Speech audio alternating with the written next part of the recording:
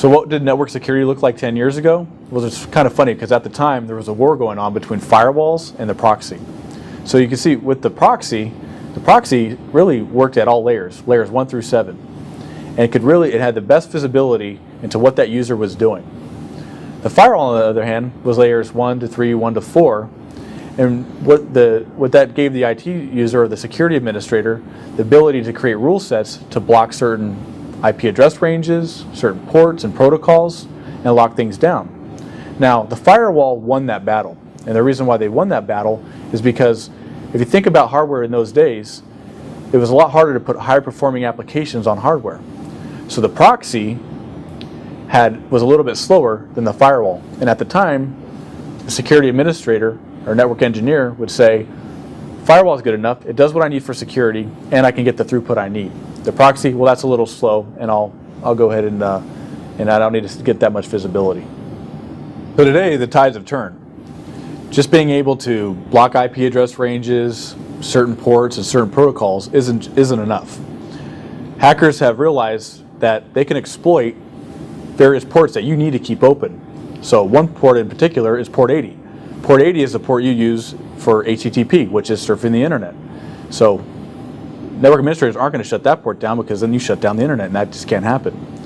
So now what organizations are implementing are things like web security appliances or web security solutions, whether that be something hosted in the cloud or an on-premise based appliance.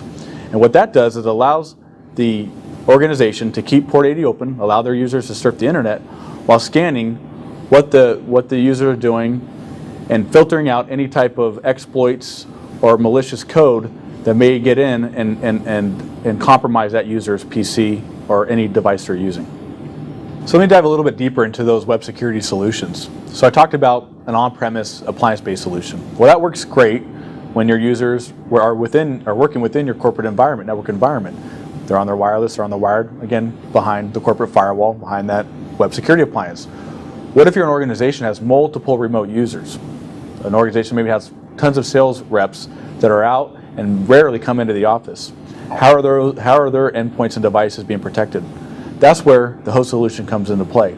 That hosted solution has a way of redirecting the traffic when that particular user is away from the office, out of the company's environment, surfing the internet, redirects that traffic to the cloud, checks it for those web threats to make sure that user is protected.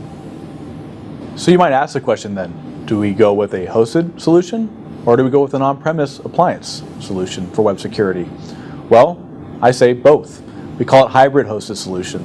So you definitely want to keep an appliance on-premise to protect all those users that are behind the corporate firewall. And then make sure you have a subscription for the hosted web-based security solution so that your remote users are protected as well.